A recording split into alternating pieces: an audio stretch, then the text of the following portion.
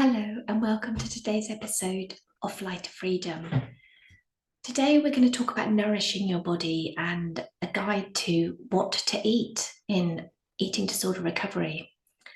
One of my clients actually asked me to make this episode because she really doesn't know what to have and she really struggles thinking of what she wants to eat. And I do remember this. I remember not being hungry because I didn't have any hunger signals. And during anorexia recovery, it is really common to experience a lack of appetite or difficulty reckoning hunger signals due to the prolonged restriction. I mean, many people spend years and years living in an eating disorder and ignoring their hunger signals. And it takes energy for your body to give hunger signals. And when you've been ignoring them for a really, really long time, your body kind of gives up and it doesn't send them to you anymore in the traditional way. You are still hungry, and you can see that by the constant thoughts of food that are going around and around in your mind all the time, and the fact that you're constantly thinking about food. And for me, this was baking continuously and making the most elaborate meals and stuff and cakes all the time. I was always around food. For some people, it can be talking about food a lot. It can be looking through cookery books, watching food programs on the TV. There are so many ways to think of food that are actually signals from your brain telling you that you're hungry. But when we're in the eating disorder, we don't really interpret it that way. But it's important to remember that your body is healing, and it may take time for the hunger cues to resurface. And in the meantime, it's really important to establish regular eating patterns and provide your body with nourishment, even if you don't feel hungry. Because consistency is the key in rebuilding the trust between your mind and your body. And your body has to learn to trust you again, because you've starved your body for so long and you've been in survival mode for so long. Oh, here we go with the dogs again. They always have to be part of the podcast. Hopefully they'll be quiet now. But yeah, you've starved yourself for so long that your body thinks it's in a huge famine and simply doesn't trust that there is plentiful food. So it does take time for that to rebuild. And then, of course, there's the thoughts of, well, I'm not hungry and I actually don't want to eat, because the eating disorder voice discourages you from eating and it makes you feel guilty and fearful. Acknowledging that these thoughts are part of the eating disorder and not you, not your true desires, is really, really key here. You are not the eating disorder. You are not those thoughts. So separating the eating disorder voice from your own thoughts and your own voice is really important. And challenge the ED voice by reminding yourself that your health and well-being and recovery are your top priorities. And this is also where it's really, really helpful to have support from a recovery coach like me, or there's many people out there, therapists, eating disorder services, support groups, loved ones. They can all help you navigate not listening to the eating disorder voice and getting it to be a little bit quieter. There's also I don't actually fancy anything to eat. And it is hard to know what to eat and to know what to fancy when your brain is starved. And a starved brain often struggles to find pleasure or interest in food initially. And this is actually a really normal part of the recovery process. And remember, your taste preferences might actually change as you progress in your recovery. So it's important to be gentle with yourself and be patient and be open to exploring different foods and experiment with colours, textures, and flavours to start to rekindle your interest in eating. What about healthy food? Should I have healthy food? Is food good, bad? What should I eat? in recovery, it's really important to challenge that notion of good or bad foods and to reach a kind of balanced approach where all foods are welcome and enjoyed. Because there are no forbidden foods in recovery and there are no good or bad foods. Food is food, and all food nourishes you. Some foods may nourish you physically, some foods may nourish you emotionally. There's foods for celebration, like birthday cake. So focus on having a variety of different things and try and find things that bring you pleasure in your meals rather than just saying, I need to have this because this is good for my bones and this is good for nutrients and stuff.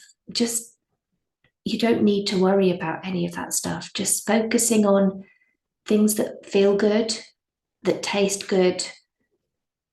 That's all you need to do. And a way to start finding what foods to start with could be going back to your childhood foods. And because food we liked as children can actually be really comforting. So reconnecting with the foods that you enjoyed as a child can be quite a nostalgic and comforting experience. Childhood food often holds sentimental value and can quite often evoke positive memories, which makes them a really good start in your recovery journey. Bringing these foods into your meals can provide you with emotional support as well as nourishment.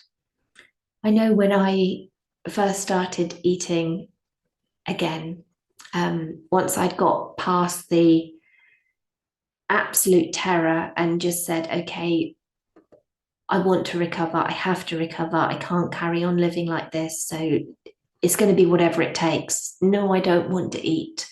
No, I don't feel hungry. No, I don't fancy anything. But whatever it takes, I can't carry on living like this. So I looked at my childhood foods and ended up spending quite a few months eating custard creams and bacon frazzles and chocolate fingers, and then progressing on to, I think, Marmite sandwiches and what else was it? It's like beans on toast. And all these things were actually really quite comforting. They felt safer. It felt like going back to being little and not having to deal with all the eating disorder stuff. So, yeah, looking back at foods you liked as children, as a child, can be really comforting and really, really helpful. And it's a really good starting point. And then we've got all those fear foods.